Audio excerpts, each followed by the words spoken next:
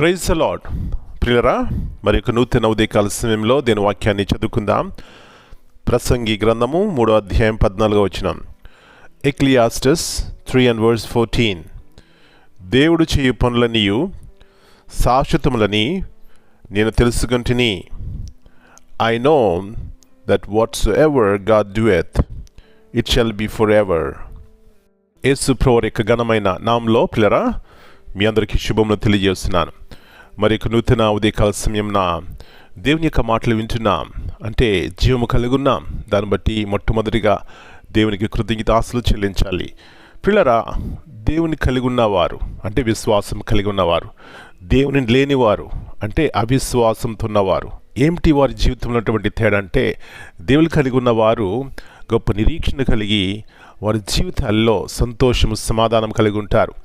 అన్ని సందర్భాల్లో కూడా దేవుని యొక్క ప్రేమ, దేవుని యొక్క క్షమాపణ, దేవుని యొక్క ఉన్నతమైనటువంటి శక్తిని వారి జీవితంలో కలిగి ఉంటారనే సత్యాన్ని మరొకసారి జ్ఞాపకం చేస్తున్నాను. పిల్లరా, అదే దేవుని లేని వారైతే వారి జీవితంలో ఏదైనా కష్టం వచ్చినప్పుడు, ఏదైనా శ్రమ వచ్చినప్పుడు, ఏదైనా వారి జీవితంలో సంభవించినప్పుడు అయ్యో ఎందుకు ఈ ప్రయాస, ఎందుకు ఈ బ్రతుకు అని నిరాశలోకి వెళ్ళిపోతారు.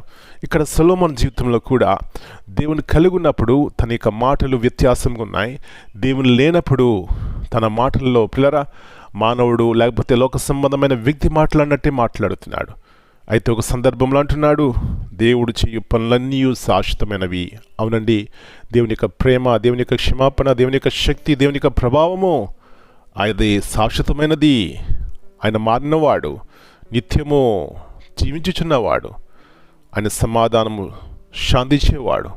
ఈ సత్యాన్ని గుర్తించినట్లయితే పిల్లరా ఏమాత్రం నిరాశపడకుండా మన జీవితాల్లో దేవా నీవు చేసే కార్యములు శాశ్వతమైనవి, నా జీవితంలో మీ యొక్క ప్రేమ, మీరు చూపెడుతున్నటువంటి కృప ఎంతో గొప్పది అని ఎంతో సంతోషం, ఎంతో సమాధానంతో మనం ఉంటామండి. ఆ యొక్క గొప్ప నిరీక్షణ, విశ్వాసము ఈ ఉదయకాల సమయంలో సమృద్ధిగా ప్రతి ఒక్కరికి దేవుడు దయచేయనుగాక. ప్రార్థన చేసుకుందాం. కృపగల దేవ, ప్రేమగల తండ్రి, మరొకసారి ఈ యొక్క నూతన ఉదయకాల సమయాన్ని బట్టి మీకు వందనాలు చెల్లిస్తున్నాం. మీ కృప, మీ ప్రేమ ఎంత గొప్పది నాయన, అది శాశ్వతమైనది, అది మారనిది నాయన. అందుని బట్టి మీకు వందనాలు.